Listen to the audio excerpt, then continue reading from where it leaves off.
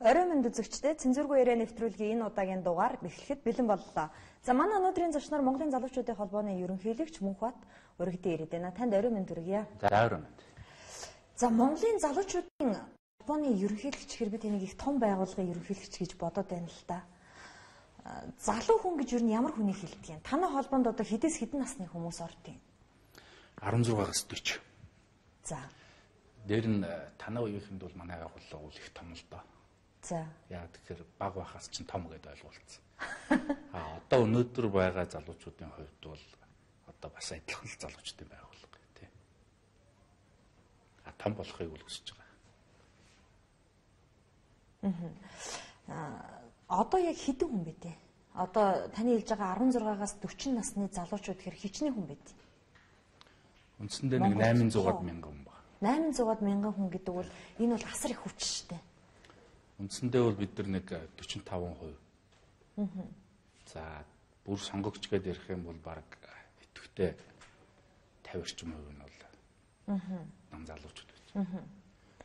Энэ том байгууллагын ерөнхийлөгчөөр та ер нь яаж сонгогдсон? Би таныг хууль бусаар энэ байгууллагын ерөнхийлөгч болсон л гэдэг мэдээлэлтэй өнөөдрийг хүрч байна. Уг хүмүүс янз бүрээр л ярьдیں۔ Тэгээд 12 онд Монголын залуучуудын холбооны ерөнхийлөгч одоо Зориг дотор хүнд өвдөд ерөнхий зөвлөлийн хурлаас одоо үүрэг гүйцэтгэгчээр намайг сонгож ажиллахын юм үүрэг даалгавар гарсан. Тэгээд тухайн үед бол ялтчгүй одоо бас олон жил залуучдын байгууллагад ажиллаж байсан дарга нар ингээд нөхөд үүрэг хариуцлага ногдуулсан учраас одоо өөрийнхөө бүх төлөвлөж исэн ажлуудыг орхиод энэ залуучдын байгууллага дээр ирсэн байж байгаа. За сая 2014 онд 15 оны 3 сарын 28-нд Монголын залуучдын холбооны 5 дугаар их хурл болсон. Энэ 5 дугаар хурлаас үүрэг гүйцэтгэгчийн ажлыг сайн хийсэн учраас үргэлжлүүлээд 4 жил ажиллаа гэдэг энэ мандатыг бол өгч сонгосон байж байгаа. Энэ 5 дугаар их хурл чинь өмнөх одоо 4 дугаар их хурлаас 12 жилийн дараа болж байгаа юм уу? Яагаад 12 жилийн дотор огт хуралддаггүй юм? Тэрийг бол өмнөх удирдлагуудаас асуух юм зөв баг. Би бол ямар ч байсан энэ их хурлыг хийхэд тулд 2 жил бэлтлээ. Яагаад бэлтгэх шаардлага байсан гэхээр Монголын залуучуудын байгууллага Монголын ахмадын байгууллага шиг л болчихсон байсан. Тийм учраас бүх 21 аймаг 330 суман дээр байгаа залуучуудын байгууллагыг яг залуучуудаар шинжлэх энэ ажлыг бол хийсэн байж байгаа. Үндсэндээ нэг 2 жил машинтай амьдралаа. Тэгээд үр дүнд нь бол Монголын залуучууд өнөөдөр бол энэ байгууллага бас том байгууллага юм байна. Энэ байгууллага дээр нэгдээд энэ байгууллага бид нар бас ашиглах хэрэгтэй юм байна. Бидний дуу хоолой болж чадах юм байна гэдэг нэгдсэн дүгнэлтээ энэ саяын 3 сарын их хурлаар буюу 5 дугаар их хурлаар хэлж байгаа. Их хурлд нэг 220 төлөөлөгч. Аймгийн дарга саяны их хурл чинь бас нэлээд хил ам дагуулсан. За альва хурал наадам цэнгэ байнга хил ам дагуулдаг. 2 тогтоол их анхаарал татчих. За нэгдүгээр улс төрчдийн хар жагсаалтыг гаргах тогтоол. Нөгөөх нь болохоор залуучуудын байр авахд урьдчилгааг хөнгөлөх тогтоол гэж байсан. Тэгэхээр хоёулаа үзэгчдэд сануулах үүднээс таны одоо 5 дугаар хурлын дараах хурлын хилийн хурлын нэг дүрснээс өгөөд тэг яриагаа үргэлжлүүлдэг. За тий. Энэ тогтоол бол бас олон улс төрчдийн гүйцэтгэлийг хүргэж эхэлж байгаа шиг байна.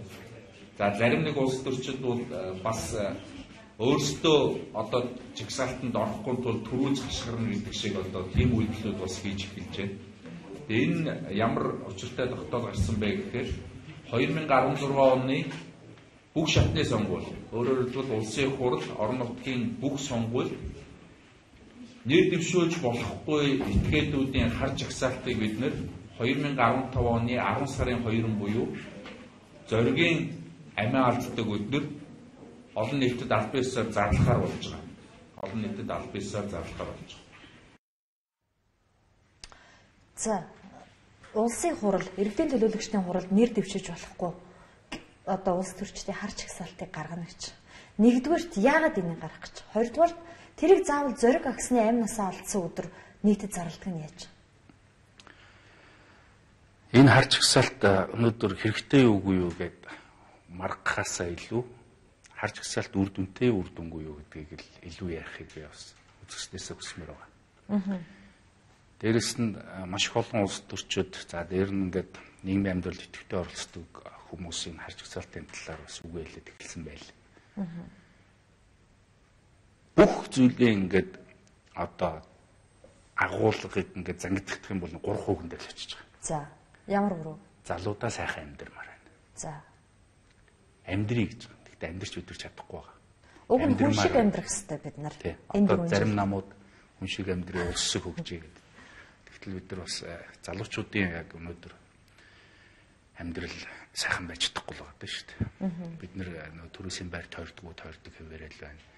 Машины лизинг, гар утасны лизинг гэл ингээл төлбөрөөс төлбөрийн хооронд явсаар энэ залуу нас мөн өрнөөс өрний хооронд амьдардаг. Дуусч байгаа тийм. Тэгээ энэ бүгдийн үр дүн энэ бүгдийн одоо шалтгаан гэдэг зүйлүүдийг би өөрийн 5 дугаар хууль дээр тавьсан илтгэлтэй бол товч тодорхой илэрхийлсэн байж байгаа. Тийм ч учраас их хурлын төлөөлөгчдийн саналаар энэ харж хсаалтыг гаргая гэдэг асуудал яригдаж дийлэн холонхын саналаар энэ тогтоол бол батлагдсан. За харж хсаалтанд хүмүүс яагаад эмзэглээд байгаа юм бэ гэдэг асуудал байна. Тэгэхээр харж хсаалтанд орох болцлоо хангацсан учраас л эмзэглээд байгаа юм байна л гэж ингэж хэлхийг хүсэж байна. Тэгэхээр үндэсний залуучуудын зөвлөл гэдэг зүйл одоо манай шинэ үндсэн дүрмээр удахгүй байгуулагдана. 4 сарын 28-нд бид нэр сонгуулаа явуулж дуусаад анх дугаар хурлна. Тэгэхээр энэ хурлаар энэ харж хсаалтыг хэн гаргах юм, хизээ гаргах юм, ямар журам дүрмээр гаргах юм гэдэг бүх асуудал тодорхой болно. Энийг зөвхөн мөнхөд бодоод олцсон юм биш. Энийг мөнхөд гаргах гэж байгаа юм биш. Энэ бол мөнхтийн харж хсаалт бүр биш. Энэ бол Монголын өнөөдрийн ард иргэдийн амьдралдаа тавьж байгаа л дүгнэлт. Монголын нийгмийн амьдралд явуулж чадаагүй, хийж чадаагүй олон асуудлууд байна. Энэ асуудлуудыг бүгдээринг нь буруугаар нь хийсэн. Өөрөлдвөл буруугийн зөв болгоод зөвийг буруугаар нь дийлүүлээд байгаа. Энэ улс төрчид, энэ бизнесмэнүүд, энэ одоо нийгмийн хөгжилтэйг болоод байгаа энэ хүмүүсийн чигсаалтад орно. Тэгэхээр оруулсан нь бол маргааш их үйлдэлийн тухай асуудал биш. Ердөө тэр хүмүүсийн аль хэдийн хийчихсэн үйлдэлүүдийг дүгнэлт гэж тэр харж хсаалтанд орох тийм зүйл. Харж хсаалтанд орохгүй байхын тулд яах ёстой юм? Орохгүй байх одоо ямар ч арга байхгүй. Яг тэгэхээр тэр үйлдэлүүд нь аль хэдийн хийгдээд өнгөрсөн цаг дээр тавигдчихсан байж байгаа. Нэг зүйлийг бас их хурал дээр төлөөлөгч нар ярьж ирсэн. Юу гэхээр үгүй тэртээ дэргүй ингээ харж хсаалтанд орох болцлоо хангацчихсан хүмүүс байна. Энэ хүмүүс чинь бас л бид нар шиг адилхан нэг залуугийн аав нээж нь тий эсвэл ах нь ч юм өвөө эмээ байж байгаа. Тэгээ энэ хүмүүс энэ чигээр ингээ гимтээ үлдэх юм уу? Тэгээ энэ дээр нь бид нар бас нэг тийм уучлал одоо тий гуйх тэр боломжийн дээр улс төрчдөг ч юм уу тэр нөгөө гим хийсэн хүмүүст өгөл яасан гэх мэтлэн ингээд олон саналууд гарч байгаа. Тэгэхээр энэ саналууд бол бүгдээрээ зангидагдаад үндэсний залуучдын зөвлөлийн анх дугаар хуралдаанаар нэгдэлтэй гарнаа. Тэрүүгээр ямар процедуртай явах юм, ямар дүрмтэй явах юм, хизээ хэн шалгаруулах тэр бүх зүйл. За харж хсаалтанд орох болцлыг та нар батлах нь тийм үү? За нөхөд одоо ийм юм хийсэн байвал харж хсаалтанд орно. За эннээсээ уучлах нь тийм үү? Шүүх шиг уучлах нь зүгээр нэг сандал байхгүй. Тэр үл өөрөө нөгөө шүүгч гэдэг юм уу нийгмийн тогтолцооноос үл хамааран хүн байхын мөн чанар байгаа шүү дээ. Хүн байхын мөн чанараас л тэр уучлал гэдэг асуудал гарч ирж байгаа. Тэрнээс шул одоо юу гэдэг ерөнхийлөгчийн үзүүлээд байгаа уучлал ч юм уу тийм зүйл бол. Тэгэхээр одоо харж хсаалтанд орцсон хүн бол уучлалд хамрагдахын тулд яах ёстой вэ гэдэг асуудал гарч ирэх юм тийм үү? Тэрийг үндэсний залуучдын зөвлөлийн 339 гишүүн ярьж хагаад тэгээ нэгдэлт нь гаргаад шийдэх юм асуудал байна. Айгу амар сонсогдож байна мөнхтэй. Шүүг шиг сонсогдож байна шүү дээ. Мэдээж олон хүнд энэ бол айц дагуулна. Гэхдээ айх юмгүй хүмүүст бол энэ бол маш их олон зүйлийг нэгдэлт нь гаргах маш том боломж л харагдана. Өөрөөр хэлбэл өнөөдөр Монголын залуучуудын холбоо шиг ийм байгууллага энэ асуудлыг гаргаж ирэхгүй юм бол төр өөрөө энийг хийж чадахгүй аль хэдийн байсан. Төрийг үргэлж шинчилж яадаг, төрийг одоо төршгөнд байлгадаг нөгөө намууд нь энийг хийж чадах болсон байхгүй. Тийм учраас Монголын залуучтай холбоо энийг зориулж дуурч байгаа. Ердөө нэг өөр талаас нь бас үзэх юм бол тийм үү улс төрийн шантаж харагдаад. Шантаж шиг. Чинь одоо таны ярьж байгаагаар за нөхөр мөнхөө эсвэл харж хсаалтын болцлон гэж орчлоо тийм үү. Тэр намайг өөрчлөх нь шүү дээ. Иви энэ маань өртөө хүүхэдтэй нөхөртэй юм чаавс. Би танд мөнгө өгч болох нэ тийм үү? Наад чинь одоо дахиад нөгөө та бүгдийн өөрсдийн чинь тогтсон хандлага явж байгаа. Өөрөөр хэлбэл ах нарын аргаар гэж манайхан дотроо ярьдээ. Ах нарын аргаар бидрийг аргалах гэж үзэх юм бол бүтэхгүй шүү. Бид нар бол өөр шүү. Дээрээс нь яг энийг мөнгөөр аргалчих юмсан. Энийг мөнгөөр шийдчих болох юм байна. Мөнгө авъя гэдгээ хэлээд байгаа юм байна гэж ойлгоод байгаа хүмүүс бол уучлаарай та нар хандурч байгаа юм байна шүү. Та нар бол энд орох болцлоо хангачаад ийм юм бодож сууж байгаа юм байна л гэж хэлмээр. Тэгэхээр одоо би болцлоо хангачаал бодож сууж байгаа нөхөр юм байна. Тэр мэдээлэл залбраас та жишээ нь хамгийн муу аймаар нэвтрүүлэг хийдгээр орж магадгүй шүү дээ. Хамгийн муу сэтгэлгээд орцсон байх юм байна. Түүнд сүүлийн 2 хоног ингээд над руу залгаж байгаа хүмүүс таныг нэвтрүүлэгт оруулахаар бол зарласнаас хойш үгүй наа чи ёстой аймаар нэвтрүүлэг чи наана орж яах гэдэг юм чи энэ том үйл хэрэгэ чи тэнд очиж одоо бараг л бузартаад яах вэ гэсэн маяг юм ярьж байгаа. Би нэг л зүйл хэлж юу гэхээр наад чин та нарын хөвсөн тогтцсон бидрийг үргэлж ийм дорой байлгах гэсэн тэрл сэтгэлгээ шүү дээ. Бид нар хийх гэж байгаа юм ярих ёстой. Хийх гэж байгаа юм ядаж нэг сэтгүүлчд те энэ бас олон муухай юмд чанагдсан нэг сэтгүүлд ойлгуулж чадахгүй юм бол би ард түмэнд ойлгуулж чадахгүй. Тэмчээс энд би боломж гарч байгаа дээр нь орно. Тэр дэргүй ингээд цаг нонгоогоо цонхон гарч ирж байгаа юм бол энэ дээр орох л ёстой. Энэ бэлдээд байгаа ч юм байхгүй. Хүсэж байгаа хийх гэсэн юмудаа ярина. Тэмчээс би орох ёстой. Тэмчээс өнөөдөр үеэр энэ ярьцлаа. Саяны их хурлаар баталсан танаа дүрмэн дотор одоо яг улс төрийн нам шиг болгочлоо мөнхөд гэсэн гомдол олон байна. Олон залуучууд холбогдож энийг асууж өгөөч гэсэн. Яад гэвэл одоо Монголын залуучуудын холбоод албан тушаалтай тийм хүмүүсийг улсын хурал болон иргэдийн төлөөлөгчдийн хурлын сонгуульд шууд дэмжинэ гэсэн заалт байна. 32 гэсэн заалт байсан баг шиг санаж шүү. Бид нар өнөөдрийн нам шиг болох гэж энэ дүрмийг өнөөдрийн нам бол хамгийн хариуцлагагүй намуудын систем явж байгаа. Бидний дүрмийг авч үзээд ардс намын дүрм, ардын намын дүрм, эрх барьж байгаа намуудын дүрмтэй та нар жишээд үзээрэй. Манай дүрм бол энэ намуудын хиндэнч байхгүй үнд зүйлүүд, алсын хараа, зорилго, үйл ажиллагааны чиглэл, дээрээс нь хариуцлагыг бий болгосон юм л дүрм. Манайд хяналтын хороо гэж байхгүй. Манайд хариуцлагын хороо л гэж байгаа. Өөрөөр хэлбэл Монголын нийгмийн өөрчлөлтийн 25 жилийн түүхэнд намууд өөрөө өөрсдийгөө шинчилж чадаагүй тэр бүх алдаануудын цомирлог дээр бид нар ажиллаж тэр алдаануудыг хаах хэмжээний дүрмийг эхний ээлжинд босрцсан гэж үзэж байгаа. Энэ дүрмээр бид нар дахиад 4 жил явна. Өшөө сайжир. Тэгэхээр Монголд хариуцлагагүй нам, хариуцлагагүй төр байдаггүй байх хэмжээнд бид нар тултал нь ажиллахын тулд энэ дүрмийг хийж байгаа. Өөрөөр хэлбэл энэ хариуцлагагүй байдал, энэ бүх зүйлүүд бол хизээч Монгол залуу хүний амьдралд нь нөгөө сайхан амьдрахад нь дэм тус болохгүй байна. Тийм учраас бид тэр орон зай дээр орч тоглож байна. Нөгөө талаар бид нар Монголын залуучдын холбооны үйл хэрэгтээ өөрийнхөө амьдралыг, залуу насыг, цаг заваа, бүх юмаа зориулж байгаа тэр гишүүддээ үзүүлэх дэмжлэгийг үзүүлсэн шиг үзүүл. Бүр үзүүлэхдээ энэ үндсэн дүрмийг гажихгүйгээр дээр нь Монгол улсын үндсэн хуулийг зөрчихгүйгээр явж байгаа хүн болгоныг бид нар насан туршид дэмжиж ажиллана. Монголын залуучуудын холбоо гэдэг чинь юу хийдэг байгууллага? Энэ төрийн байгууллага юм уу? Төрийн бус байгууллага юм уу? Юу юм? Би уншиж үзсэн. Сүхбаатар Жанжин байгуулсан анхны дарган чав болсон гойсон юм. Яг үнэ. Яг наад асуултыг чинь би нөгөө үр гүйцэтгэж болчоод өөрөөсөө бас асуулаа. Юу хийдэг байгууллага? Энд хэрэгтэй юм. Өөрөөр хэлбэл сүүлийн 2 жил бид нэр хэд хэдэн бичиг баримтан дээр ажилласан. Ажиллахдаа орон даяар ингээд залуучууд бүгд оролцоод ингээд ажилласан. Нэгдүгээр гол юм бол энэ үндсэн дүрм байна. Бид нэр өөрсдөө ямар байгууллага юм, юу зориод байгаа гэдэг юм бүгдийг тодорхойлсон. Энэ сая их хурлаар батлагдлаа. Хоёрдугаар Монголын залуучуудын холбооны стратеги төлөвлөгөө буюу одоо компани буюу одоо байгууллагын засаглалыг бий болгодог стратеги төлөвлөгөөгөө бид нар батллаа. За дээрэс нь Монголын залуучуудын талаар Монгол Улсын төрөөс баримтлах бодлогын бичиг баримтын төслийг батллаа. Монгол залуу хүн хөтөлбөрийг батллаа. Ингээд өөрөөр хэлбэл манай байгууллагыг гадаадын хүнч, дотоодын хүнч, баянч, ядуунч нэг утгатай ойлгодог энэ бүх зүйлийг бид нэр хийж гаргаж тавьсан. Одоо надаас ийм асуулт асуухад манай вебсайт руу ороод уншаа.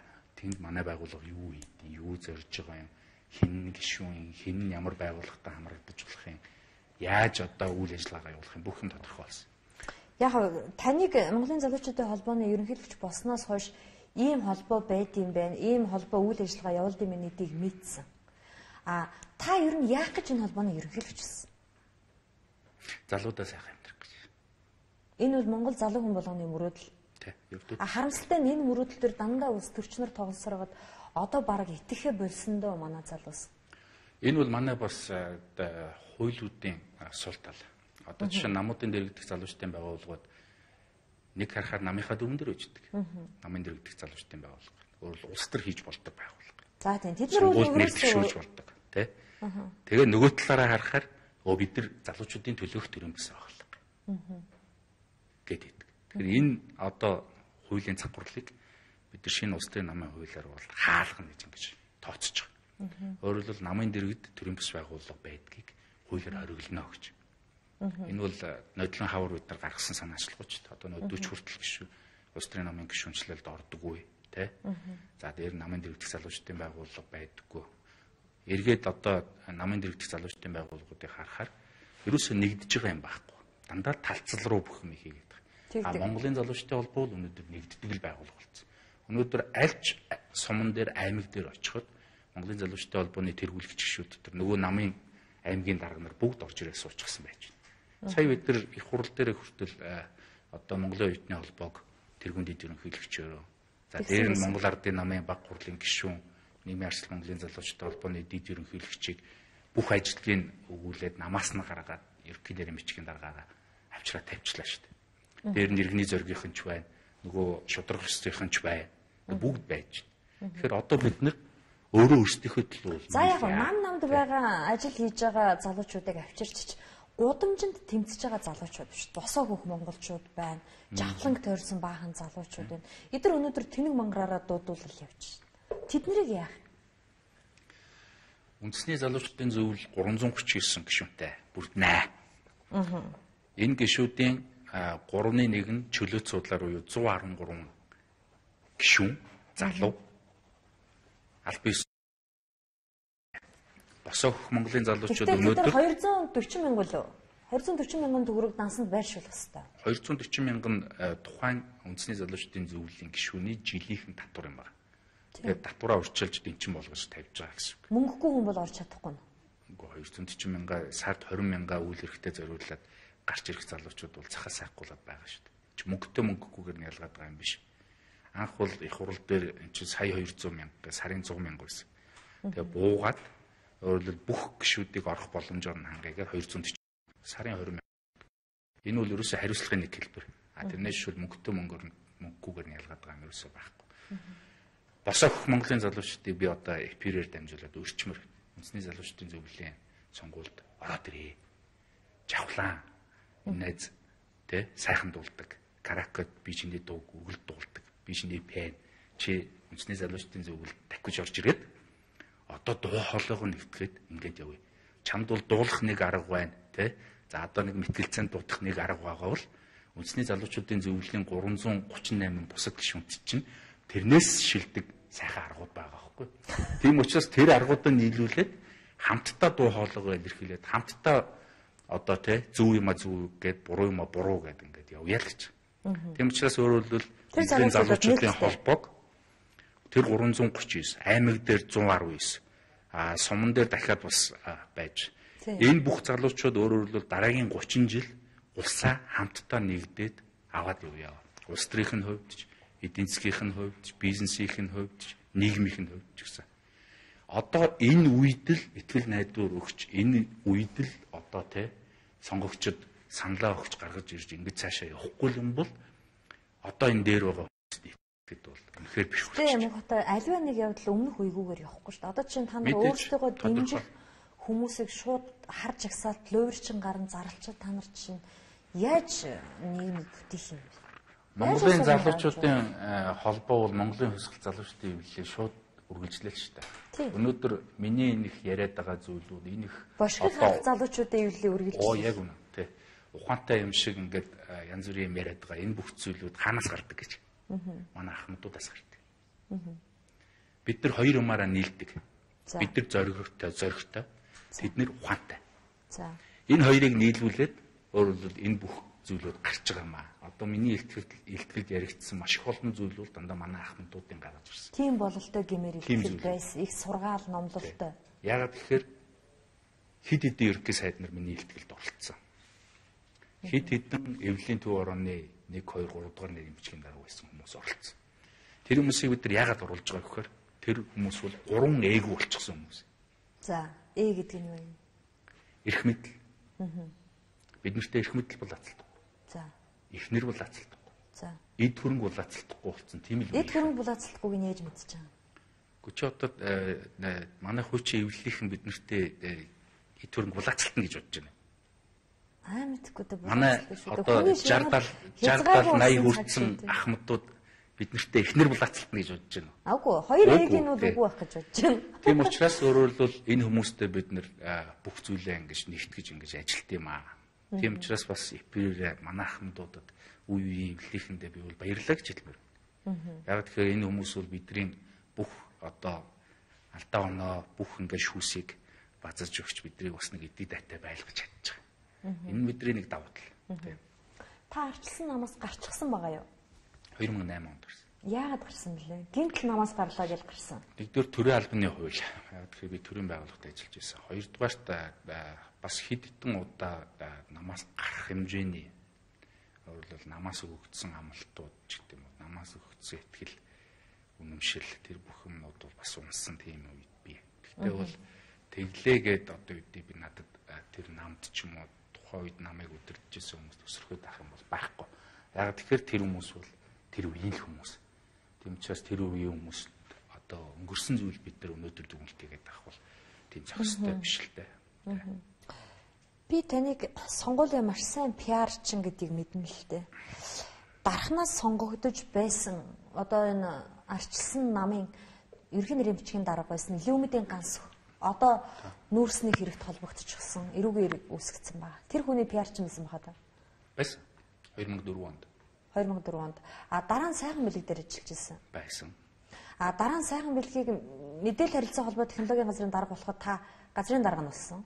Тэр чинь бүр өмнө юм байна. 2004 онд. Тийм 10 өмнө юм байна. Элбэгдэрж ерөнхийлөгч ерөнхий сайд багтаа. Бид нар ч одоо нэг технологийн компанид ажилладаг стартап хөгжүүлсэн хэдэн залуучууд байсан. Тэгээд захин Монгол гэж юм Монголд хийх ёстой. Энэ байхгүй бол одоо энэ интернет гар утас энэ бүх юм чинь болохгүй байна. Бид нар хийгээд тэгээд тухайн үед одоо бид нар бол ямар туршлагагүй залуучууд улс төрийн хувьд ч төрийн байгууллагын хувьд ч ямар туршлагагүй. Тэгээд сайхан бэлэг дараа гаргахлуулаад бид нар тэр технологийн газар гэдэг юмыг байгуулжлаа. Тэгээд тэр үед Монгол улс дээр ганцхан телевиз үздэг байсан. Тэрийг өнөөдөр одоо 60 70 болгосон тийм үү? Тэр бол бидний хийсэн ажил. Нөгөө зэвсэг улс таны хийсэн ажил үү? Тэр миний хийсэн ажил. Тийм. Дээрээс нь Монгол улсын бүх сум суурин гар утас холбогдоог байсан. Бид нэр Unitel-ийг гаргаж ирсэн. За дараа нь тэр ZTE-ийн чинь тусламжтайгаар G-Mobile-ийг гаргаж ирсэн. ZTE чи хууль бусаар хийсэн гэл одоо хүртэл яригддаг явах. Ямар ч хууль бус юм баг. Сайхан бэлэг та хоёрын хууль бус байсан бол хууль бус байсан бол сайхан бэлэг өнөөдөр ерөнхий сайд Мөнхбат Монголын залуучдын холбооны ерөнхийлөгч байхгүй бид хоёр чинь нөгөө байдаг шүү дээ. Хэцүү нэртэй газар очиж сууж идэв. Үгүй Монголд байхгүй учраас та өнөөдөр харж агсаад гаргаж ирэх гээд байгаа байхгүй юу? Үгүй тийм байхгүй. Тухайн үед бол бид нэр Монголын интернетийг чөлөөтэй болгосон. Биднийг анх ажил авах гээд аваад очиход Монголын нийт интернет 45 мегабит байлаа шүү дээ. Үнэ нь хэдгээч $2800. Тэрийг бид нэр жилийн дотор 1 мегабитийн $150. Тэ? За дээрэс нь нөгөө авдаг интернетийн хурдыг чинь 300-400 мега. Сүүлд нь одоо бол бүр тераар орж эхэлж байгаа шиг байна. Өөрөлд Монголын интернет гар утсыг бид нар бол ямар ч хийсэн. За дээр нь телевизийг орон нутагт бүх сувг үзэж чаддаг болгосноор өөрөлд Монголын одоо сонгуулийн дөрөнд маш том эргэлтүүдийг бол хийсэн. Мундаг юм аа. Үндсэндээ захин Монгол бол бүх цаг үеийн засгийн газрын түүхэнд байсан хамгийн амжилттай хэрэгжсэн ганцхан хөтөлбөр юм шүү дээ. Тэр хүмүүс мэддэггүй. Тэр бүгдийг хийхэд бол маш их олон хүний хүч хөдөлмөр, маш их олон компаниудын зүтгэл, тэр салбарынхны одоо өдөр шөнөгүй нойр холгүй ажилласан тийм зүйлүүд бол бүгд орсон. Бид нар бол зүгээр л зохицуулалтуудыг л хийж өгч ирсэн тийм л юм байна. Зэтгийн тухай их олон үйл явдал гардаг л да. Одоо чинь сони хэлээр зөндөө хөвчдөг. Шууд зэтэйгээр дамжиж хятад руу гардаг. Энэ бол хууль бус байсан гэж нэлээд бичигдсэн дээ. Энийг тогтоодог байгууллагын тусдаа.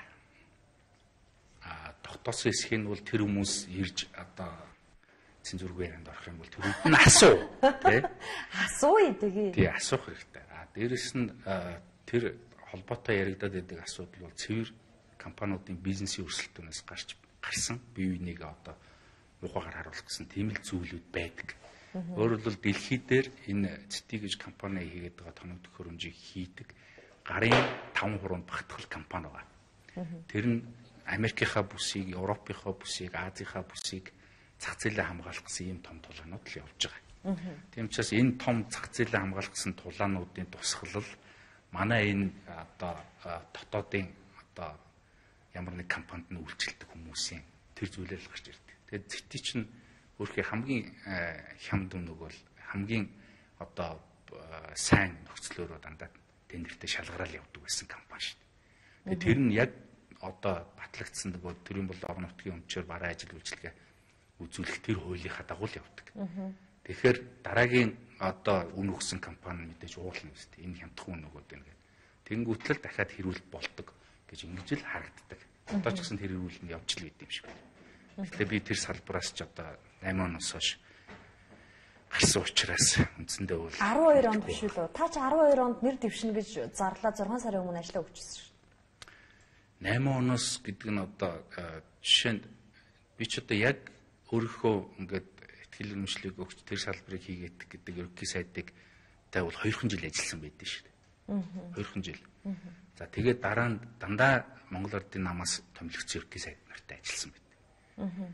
Тэгэхээр би бол хязгаарч тэр байгууллагын 1-р гарын өсөх зурдаг хүн байгаагүй. Зүгээр цэргэл байсан.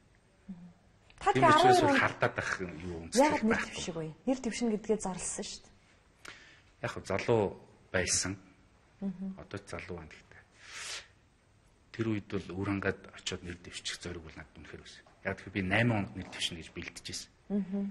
8 онд зөвшөөрөл олгодог. 12 онд уучин ажиллаа өгчих чамайг дэвшүүлнэ гүтлээ дахиад мөрчдөг байхгүй. Хуурцаа. За тэгэнгүүтэл нь би бие дааш нэр дэвшиж эхэлнэ гэд бэлдэжсэн. Тэгтэл 2 сард нөгөө Зогтбаатар маань өвдөд. Тэгэл залуучтай холбоонд ирсэн. Ингээд ярихаар чинь та нэг намдаа ууралсан ч юм уу, гомдсон ч юм уу, өста харуулнаа гэсэн маг юм харагдаад. Би ер нь бүх намуудад ууртай байгаа. За. Зөвхөн арц намд. Бүх намуудад. Өнөөдрийг өнөөдөр тэ бидрийг ийм дорой, ийм одоо тэ сул ийм арчаагүй байлгаж байгаа нь бол энэ намууд шүү дээ. Тэг намууд яагаад өөрсдөө шинжлэхгүй байна? Намууд яагаад цус хэлбэхгүй байна? Намууд яагаад бидний үеийн залуучуудыг ашиглаад хаяад байгаа юм? Тэ? Яг энэ байдлаараа бидний дүүнрийг ашиглах юм уу? Бид нар ашиглуулаад байх юм уу? Ашиглуулаад байх юм уу? Дараа нь миний хүүг охиныг ашиглах юм уу та нар? Уурлахгүй. Уурлаа шүү дээ. Нөгөө талаар Монголын залуучуудын холбоо бол биднэрт нэгдэх маш том боломжийг өгч байна. Энэ боломжийг би энэ залуучуудад нь ашиглуулахгүй. Хуучны хүмүүсийн ярьдгаар бол одоо хин нэг намын ч юм уу, хин нэг улс төрчийн гар хөл болгоо суугаад байх. Ямар ч хүсэл сонирхол байхгүй. Тийм учраас үндсэн дүрмээр энэ байгууллагыг зөрөгтэй задалж нээж холбоонуудын холбоо. За дээр нь бүх асуудлаараа ингээд нэгдэх боломжтой ийм л болгож ингэж нээж байгаа. Энэ одоо уушгаа нээж байгаа энэ үеийг тэ энэ том зоригийг одоо Монголын залуучууд бол ашиглах хэрэгтэй. Энэ 339 энэ орон нутгийн 119 ингээд ороод ирэх юм бол үндсэндээ Монголын улс тэнцгийг дараагийн 30 жил өдөртөж явах хүмүүс болно шүү. Энийг болгохын төлөө би өөрийнхөө ухамсартай дараагийн бүх амьдралыг зориулнаа. Дээрээс нь бас нэг зүйл байна. Намайг өөрөө 16 онд их хурлд нэр дэвшихийн тулд ийм ажил хийгээд байна. Яг ингэж асуух гад сууж гэж хардаад байгаа. Битгий хардаа. Би та нарын ах нар шиг ч биш ээ. Би та нартай яг мөрдөг хүн биш ээ. Би мөрөөч биш ээ. Би та нартай яг дохой зэрэгцэд сууж агаад дошироока хувааж идээд пива уугаад тэ адилхан түрээсийн байранд амьдраад тойроод явж байгаа ийм залуу хүн. Тэр амьдралыг чинь би тойроогүй дараад гарцсан. Тэгэд ахиад ийм байх юм уу гэдэг асуудал байна. Одоо үнэндээ би бол ичж байгаа байхгүй. Ерөнхий сайдны мэдээллийгээл маргааш нь их хурлын дарга нэг өөр цаазын 5 толгой дээрээс болоод ичж шít. Яагаад бид нар ингэж сул дорой өөрсдөө би бол санаа зовоод байгаа. Өөрсдөө ингэж харуулдаг байгаа. За санаа зовох хэвээр зүйл нь бол өөр зүйл. Яагаад сайхан бэлэг улсын их хурлын нээлтэн дээр анх удаа ерөнхий сайд болчоод хэлсэн үгэндээ Монгол улс төлбөрийн чадамж өгөө. Монгол улс дампуурах гэж шүү гэдгийг хэлсэн. Чинь зүгээр сэтгэлийн хөдлөөр хэлсэн зүйл биш шүү. Дампуурах гэж байна гэдгийг 11 сард хэлсэн. Тэгвэл дампуурлын эсрэг хийх ёстой гол ажлууд нь ингээд явж итэл энэ 7 сар хүрчүүл яах вэ гэдэг асуудал. 7 сар хүрчүүл. Тэр дундлын тэр янз бүрийн одоо албан тушаалтнуудын хэрүүлийг би ерөөсөө тоохгүй байгаа. Тэр үл зүгээр ичмээр. За уучлаарай. Рекламны цаг болсон. Хоёул яг гоё юм дээр завсарлаа. Буцаад яг эндээсээ орё гэх үү? Болж байна. Рекламны цаг болсон гэдэг тэгээд байна. За реклам явсны дараа эргээд уулзсан. Гэжсэн ирээ. Ерөөсөө дампуурлаа. За тийм дампуурл ойрхон байна гэж зарлаж ирсэн. Одоо энэ маш аргалтай арга хэмжээнүүд авахгүй юм бол 7 сар гэхэд бол дампуурлаа зарлана. Байдал бол маш хүндэрнэ. За 9 сар гэхэд бол аль бишвэр дампуурлаа зарлана. Тэр үл эдийн засгчдын гаргасан тооцоо. Одоо улсын сангийн гаргасан тооцоо юм шиг байна лээ. Тийм учраас өөрөөр маш аргалтай зөрөгтэй алхмуудыг хийх ёстой. За. Жишээ нь бид нар 2 алхам санал болгож байгаа. За. Орон сууцны зээлийн дэмжлэгийн сан гэж үүсгээд 2 их 80 төгрөгөөр санхүүжүүлээд залуучуудын ер нь нийт иргэдийн орон сууц авах одоо 10% урьдчилгааг санхүүжүүлээ гэж. 2 залттай тогтоол гарсан шүү дээ манай хурлын. Эхнийх нь болохоор залуучууд маш их сонирхсан. Намайг асууж өгөөрэй. 30% байгаа шүү дээ. 30%-ийг 10% болгож байгаа. Одоо 8% зээлийн 30%ийг 10% болгож байгаа. 10% болохоор төрөөс дэмжлэгтэй зээлийн дэмжлэгийн сан гэж үүсгээд 2 залуу гэр бүл болонгүйтэл нь амьдралдаа нэг удаа авах хэрэгтэйгээр ямар нэг барьцаагүйгээр зээлийн дэмжлэгийн сан дээр төр нэг удаа залуучуудаа итгээд зээлчгээ гэж байгаа. Гэхдээ 10% эхэлж төлнө. Төлөхгүй. Төлөхгүйгээрөө 10%-ийн зээлэх 10%-ийг л зээлэх 2 их 80 төгрөгийн сан баггүй. Энэ ойролцоогоор нь 200 мянган өрөхөд хүртээмжтэй болох юм зээл. 200 мянган өрөх гэдэг чинь хосолцоод байна шүү дээ. 400 мянган залуугийн амьдралыг шийдэж байгаа. Тэгэхээр өөрөөр хэлбэл 10% энэ зээлийн дэмжлэгийн сангаас авчна. Үлдсэн 90% нөгөө 8%-ийнхаа зээлийн одоо сангаас зээлээд банкнаас авчна. Ийм л зүйл Монголын залуучдын холбоо төр санал болгож байгаа. Энэ хоёр сан гэдэг чинь энэ тийм үү? Энэ бол орон сууцны зээлийн дэмжлэгийн сан 2 их 80. За 2 их 80. Ингэж энэ барилгын салбарыг маш яралтай борлохгүй байгаа байруудыг борлуулад. За дээр нь шинээр одоо нөгөө ажилгүй болчиход байгаа барилгын компаниудыг ажилтаа болгож зах зээлийг халаагаач 2 их 80 төгрөгөөр. За дарааг нь инновацийн сан байна. Инновацийн сан бол бас 2 их 80 төгрөгтэй. 2 тэрбум төгрөг биш шүү. 2 их 80. 2 их 80 төгрөгтэй. За. Энэ 2 их 80 төгрөгөөр юу хий гэхээр жижиг дунд үйлдвэрүүд байгаа. Маш их олон одоо жижиг дунд үйлдвэрүүд босч ирж байна. Энэ жижиг дунд үйлдвэрүүд экспортод чиглэсэн бүтээгдэхүүн хийж л байгаа бол энэ инновацийн сангаас зээлийн өгөө баталгаа шаардахгүй. Жижиг дунд үйлдвэрийг дэмжих сан гэж байдаг шүү дээ. Төсөл байдаг шүү дээ. Хэрэгждэг. Гэтэл заавал тэдний концепц нь буруу. Инновацийн сангаар тэдний концепц нь буруу. Жишээ нь өмнөх засгийн газар юу хийсэн гэхээр импортыг орлох бүтээгдэхүүн хийх юм бол зээл өгнө гэсэн. Бидэрт импортыг орлох бүтээгдэхүүний үйлдвэр ерөөсөө хэрэггүй байхгүй юу?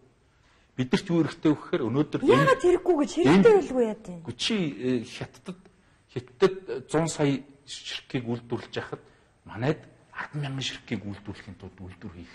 Энэ шиг эдийн засгийн утгагүй үндэсгүй зүйл байхгүй заяа. Энийг одоо март. Энэ бол Ямар ч эдийн засагч хараад монголчууд тэнэг л гэж хэлнэ. Тэрнээс шууд ухаантай юм хийжээ гэж хэлж хэлэхгүй.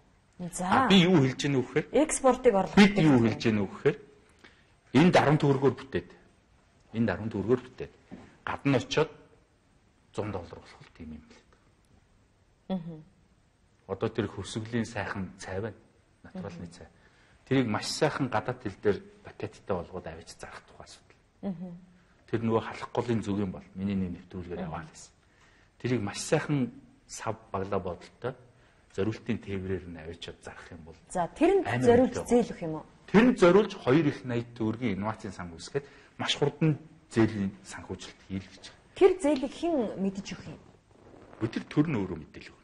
Тэгээд төр ямар юу яасан хариулт өгсөн? Та нар шаардлага өгсөн биз? Бид нэр ерөнхий сайдад болоод холбогдох салбарын сайдууд нь бүх тогтоолуудаа хөрвүүлчихсэн. За ерөнхий сайд бол нөгөө 30%-ыг 10% болгохыг бол дор нь үлгэж аваад нөгөө шийдлийн цагаараа оруулаад зогтоох сайд дээр нь Эрдэнэ сайд хоёрт үүрэг өгчихсөн. Эрдэнэ сайд чинь бол манай залуучуудын сайд ч дээ.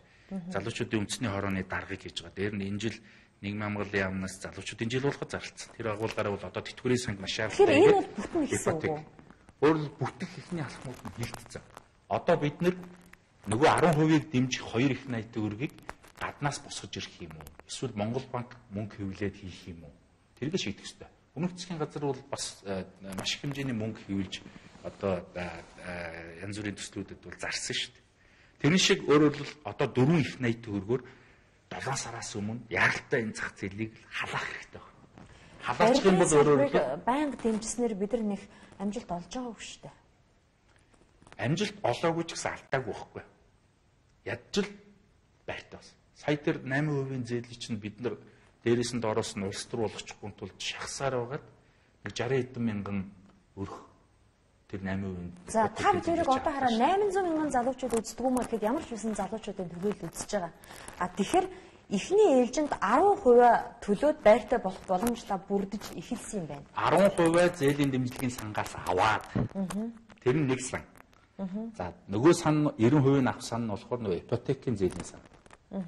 Тэндээсээ 8%-аар 90% аваад ингээд 100% болно доо.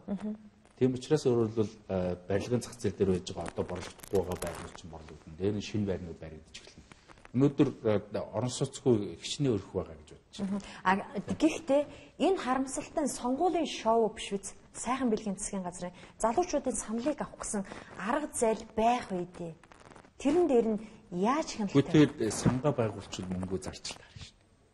Тэгээд хэдүүлээ сонгуулийн шоу болохоос нь өмнө хэдүүлээ бүгдээрээ нийлж байгаа байрныхаа зээлийг аваад тэгээд тэр нь сонгуулийн шоу гэж тайлбарлах нь яа нь тэр нь бидний асуудал. Байртай болов сайхан л. 200 мянга өөр. Тийм. Одоо нөгөө 80 м квадрат тэгээд дундаж зүүн ингээд тэгээд тэрнийхээ 10% гэдээ бодоод үзэхээр 200 мянга өрхийн асуудал байна. За дөрөвчийн зочин маань хотын дарга Батүл ирсэн миний зочин. За эндээс би нөгөө парк аврыг хөдөлгөөнийхний ажил юу болсон бэ? Та нартай гацсан бэ?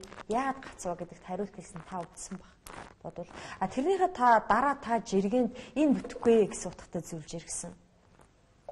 Яагаад бүтэхгүй гэж Батүл болохоор их л бүтэж байгаа юм ярьсан шүү дээ. За Баатар дарга гуйчлан үст. Гэтэ ер нь бол зүйдээ ярих гэдэг тулгаагаа ярьж байгаа юм шиг л юм ярьсан шүү дээ. Яагаад? Юу яагаад авах гэж байгаа юм шиг. Тэгсэн чинь нөгөө компани нь мөнгө өгөн ч гэсэн. Мөнгө нэхээд байгаа. Тий. Тэгээ мөнгө төлж чадахгүйсэн чинь жилийн 40 сая мөнгө төлөё. Тэгээ дээр нь 350 саяын долларын хөрөнгө оруулалт хийх гэдэг. 800 саяг төлөё гэсэн. Бид нар паркаар нь байлгаад өгөөч л гэдэг. Тийм л тэмцэл хийсэн шүү дээ. Одоо Улаанбаатарын төвд байж байгаа 32 га газрыг хинч давж чадахгүй өндөр хашаагаар хашчаад хичнээн жил болгоо 10 хэдэн жил боллоо шүү дээ. Тэгвэл парк гэж үе. Хотуудын парк гэж юу вэ? Өнөөдөр мөнгөтэй ч мөнгөгүй ч нэг муу залуу найз охинтойгоо очиод гутлаа тайлаад тэр зүлгэн дээр нь зүгээр л нэг гівчиж болно шүү дээ. Тэгвэл яг хотын төвд байж байгаа хамгийн залуучуудын очих дуртай байсан тэр газрыг хинч давж чадахгүй тийм гашаагаар гашчаа суугаад байгаа шүү. Би тоглоом дээр нүнгүй тогломоор байна гэж хэлээгүй шүү дээ. Паркийг яг паркаар нь байгуулах гэж. Дээрээс нь парк авраагүй юм байна. Парк аварч чадаагүй. Яг тэгэхээр Батүл дарга үндсэндээ хулигдсан. Бид нэр 51 авчих юм бол одоо та хэдийн шаардлагыг чинь хэрэгжүүлэхэд их сайхан болчих гээд байна. Та нар нэг жоохон 50 байгаа чи. Тэгээ манайсан ч 50 юм дээрэс нь бидний төвчээрч гэж одоо монгол хүний элжигэн төвчээр гэж бас хэцүү төвчээр юм. Гэхдээ одоо ерөнхийдөө бол энэ төвчээрүүд алдарч эхэлж байна. Ундаг дугуйтай Улаанбаатар гэдэг нэг аян санаачлаад дугуун зам байгуулад өгөөч гэсэн. За ажил бас явагдаж байгаа. Ивэн тэтгэх шалтгагүй гэсэн. Өөрхөн нэг тэрбум төгрөг баталсан хот. Тэгээд тэрийг нэг 2 компанид өгсөн юм шиг байлээ. А мөнгө өгсөн юм уу? Өгсөн юм шиг байлээ. За. Тэгээд зам байдгаа. За яг гэхдээ гудамж төслийнхэн бол хийж байгаа бүх замууд дээрээ нөгөө яаман дээрээ байж захта ямар ч байсан дугуун замтай ингээ хийгээд байгаа. Тэгээ хотын дарга яг энэ дугуун замыг тавихын төлөө бол дээзэр ажиллах хэрэгтэй. Сая би Бусааны хотын даргатай уулзахад жишээ нь Улаанбаатар дугуун замыг өгсөн чинь хүүш яагаад тийм байж болд юм. Би тэр замыг чинь ер нь бараг л ханд төсөлмжээр хийгээд өчүүл яасан гэж ярихад би ичж байгаа. Хотын дарга хийж тийм ярихгүй шүү дээ. Хотын дарга хөнгө оруулж хайгаад байгаа. Солонгосын Бусан хотын дарга надтай тийм юм. Дугуй яагаад Улаанбаатарт хэрэгтэй байгаа гэж. Сүүлийн 25 жил монголчууд ер нь бид ер нь хүний алдсан. Аятайхан бие биентэйгээ нэг танихгүй ч гэсэн бие биенийхээ өдөөс инээмсэглээд 2 үг сольж чадгаа байсан. Аятайхан ингээд нэг төвжирлээ эвтэйхэн гараа явуулчих чадгаа байсан. Үгүй яд ч эрүүл мэндийн хэрэгтэй. Одоо тэр эрүүл мэнд инээтрээ болох. Зүгээр хотын иргэн баймаар байгаа байхгүй. Өнөөдөр дугуйчид зам дээр явхад маш том эр зэрэг гаргаж байгаа. Өөрөлд хотын амьдралд өөрийнхөө дэнчин дээр жүрж байгаа шүү дээ. Өнөөдөр зүйлээр оролцож байгаа байхгүй. Утааг нь багасгах гээд оролцож байна. Гадаадд төлдөг мөнгөнд багасгах гээд оролцож байна. Бүх юм дээр оролцож байна. Тэгэхэд өөрөлд дугуйтай хүн машинтай хүн хоёр ямар нэг асуудал болоод ингээд маргахад машинтай хүн л эхэлж маргаж байгаа. Тэгэхэд дугуйтай хүн бол хараалцах. Тэгэхээр бол дугуйтай хүн бол аль хэдийн иргэншсэн төсвөр төвчээртэй. За дугуйтай байгаа холбогдлыг бол ер нь монголчууд бүгдээрээ ойлгож байгаа. Тэгэхээр өөрөөр бол нийслэлийн иргэн, хотын иргэнтэй болмоор л байгаа бол энэ дугуйг дээзэргээ дэмжих хэрэгтэй. Тэр зам нь нарийнхан байна уу хамаахгүй. Талаар нь хувааж байгаа л дугуйн зам аяа. За тантай холбоотой хуучин хөдөлмөрийн яамны Санж мэт бас 600 сая төгрөг баха. Гэрээ байгуулсан гэж. Гэрээг одоо камерт өгнө. Тэгэхээр тэр ямар учиртай гэрээ. Та эхлээд хөдөлмөрийн яамны сайд Санж мэтийн зөвлөх байсан юм байна. Тэгээд ажилласаа гарсан юм байна. Тэгээд дараа нь 600 сая төгрөгийн гэрээ байгуулсан юм. Тэр бол үндсэндээ ажилтаа орлоготой Монгол залуу гэдэг нэг хөтөлбөр хийсэн юм аа. Тэр засгийн газрын үйл ажиллагааны хөтөлбөр дээр байсан. Тэгээ энэ хөтөлбөрийг одоо бичгээс нь авахгуулаад ингээд бүх ажлыг манай залуучдын холбооныхоо өөрсдөө хийсэн. Тэгээд бид нар нэг шийдэл дээр хүрсэн нь юу гэхээр залуучдын хөдөлмөрийн төв бий байгуулъя. Тэгэхгүй бол одоо энэ хөдөлмөрийн яамны дэргэдэх хөдөлмөрийн бирж ч юм уу хувийн биржүүд бол нөгөө хэдэн ажилгүй залуучуудыг ч мөнгө олгож хараад ирс болохгүй. Нэг талаасаа. Нөгөө талаасаа дахиад төрийн байгууллагын хүн суртал гаргаад. Дахиад нөгөө танил талтаа өрмийн хамжиг өөдөө. Дахиад нөгөө овсгоогүй, жоохон ункаагүй нөгөө хөдөөнөөс ирээд гэр хороолдод байж байгаа хэд чи юм болохгүй байна. Тэгээ залуучдын хөдөлмөрийн төв бирж гэдэг зүйл байгуулсан. За. Энэ зүйлийг байгуулад бид нэр засгийн газарт төслийг санал тавьсан. Төслийг санал тавьсан. Сумын залуус ажлын гараа дээр нь цагийн ажил. За сумын залуусын гол зорилго бол орон нутгаас Улаанбаатарт маш их олон залуучууд ирж байгаа. Сурж байгаа. Тэр тусмаа сумаас. Тэр сумаас ирж байгаа залуучуудыг зуныхаа амралтаар ямар нэг тээврийн зардал авахгүйгээр гэртээ дөрөв очиж байгаа. Очичоод өөрөлд 1-2 сарын хугацаанд суман дээрээ зохион байгуулалттай ажиллах тэр нөхцөлийг бүрдүүлэх нэг 200 мянган төгрөгийн урамшууллыг хүүхэд тулганд өгөөч гэдэг. Ийм санал. Тэгээ 600 сая төгрөгийг яг бүтэн зарцуулсан юм уу? Бүтэн зарцуулсан байх. Тэгэхдээ сонирхлын зөрчлийн тухай хуулийн дээр болохоор та тухайн ажиллаж исэн газартаагаа мөнгөн дүнгээр гэрээ байгуулж ажил авах ёсгүй юм биш үү? 2 жилийн хугацаанд. Тэр нь бол яг хуу бидний алдсан алдаа байж магадгүй. Гэхдээ одоо юу гэдэг? Тэр таа дайвлагтай тэмцэх газар очих юм шүү дээ. Үгүй яг хуу очих л үз. Ямар идэж болсон юм байна. Мэдээж хуулийн нэг залт зөрчсөн гэдэг үлдэн гаргав. Тэрнийхээ дагуу хариуцлага үлээх юм шүү дээ. Тэргүй болоод өнгөрцөн. Болоод өнгөрсөн юм дээр одоо би юу гэдэг дүгнэлт хийх юм. Тэр 600 сая төгрөгийг яг юун зарцуулсан тайлангаатай хаан тавьсан. Тайл нь бүр маш олон газар байж байгаа. Хөдөлмөрийн яамд нэгдүгürt байгаа. Хоёрдугаар хөдөлмөрийн яамыг шалгадаг бүх газруудад байж байгаа. Тэр төслөөр үндсэндээ нэг 4000 гаруй залуучууд хамрагдаад бас нэг 1 сарын 2 сарын хугацаанд бас нэг цалинтай орлоготой болж ажилласан. Тэр дандаа сумын залуучууд.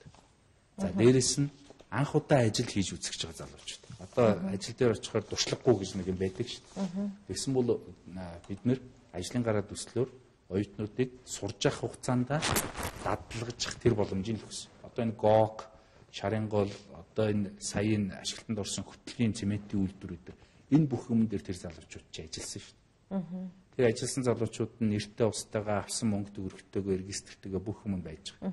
За. Үндэсний залуучуудын зөвлөл одоо байгуулагдана тийм үү?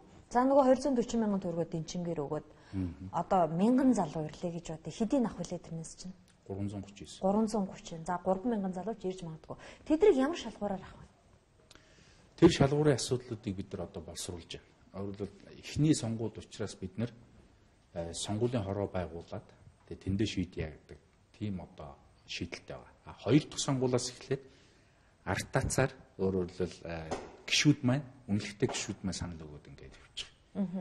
Тийм учраас бол эхний юм дээр бол бид нар ер нь сонгуулийн ороогоо нэлээд хүлээн зөвшөөрдөггүйс. За нөгөө 3 эг үнэлэхтүүдэд оруулаад тийм ээ.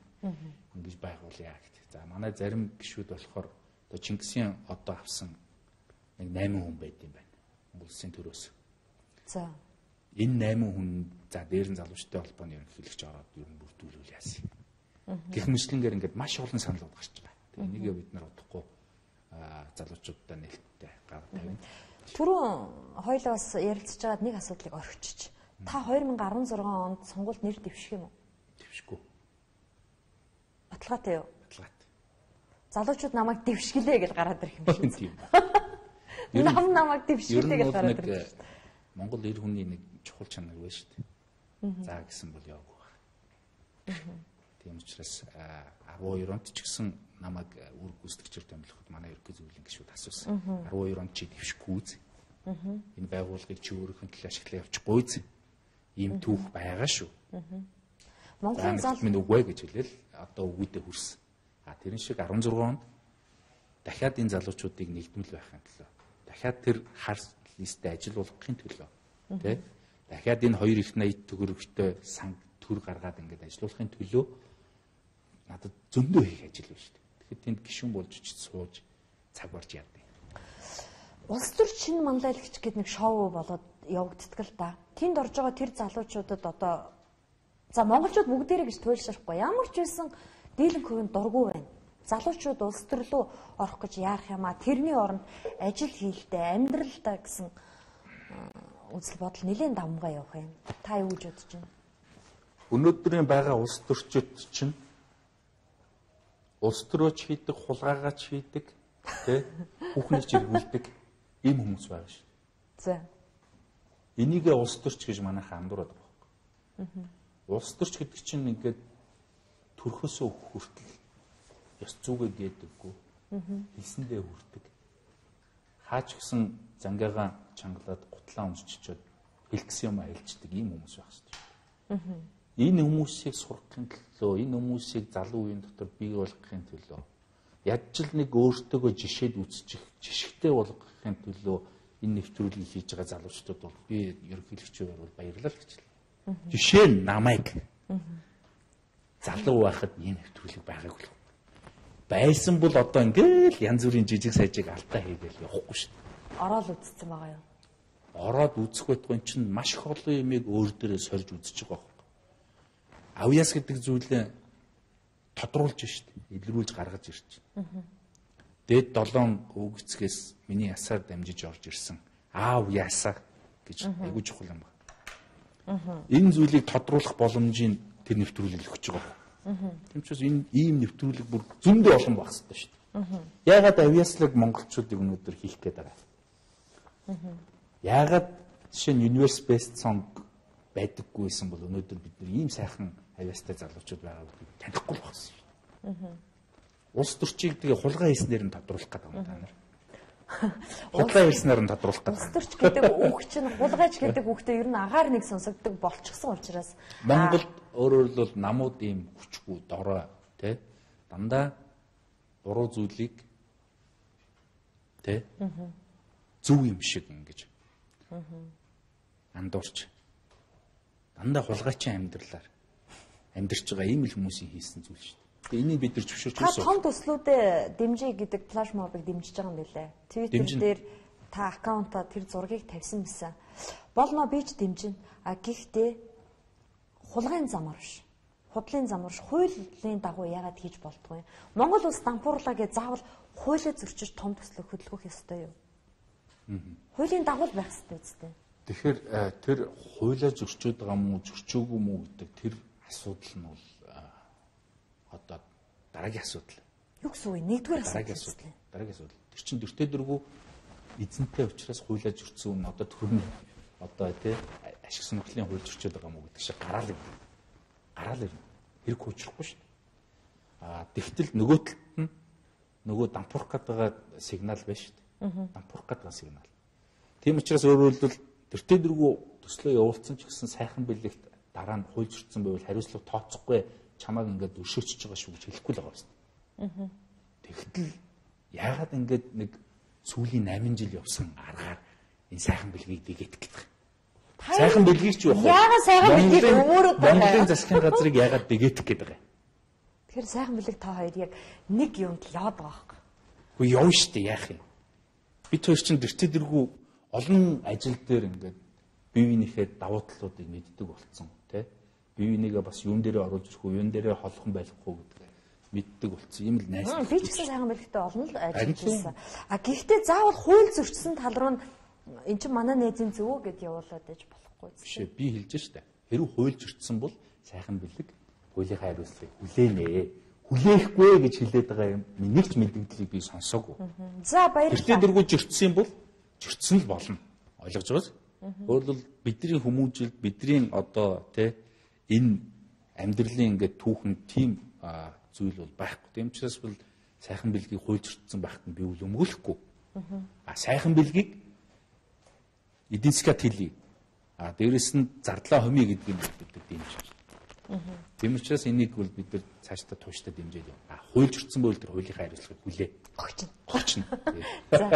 За баярлалаа. Харамсалтай цензургүй ярианы цаг дуусч байна. Та бүхэн цаг 10 минут ярилцсан. Урилга хүлээн авч ирж ярилцсанд баярлалаа.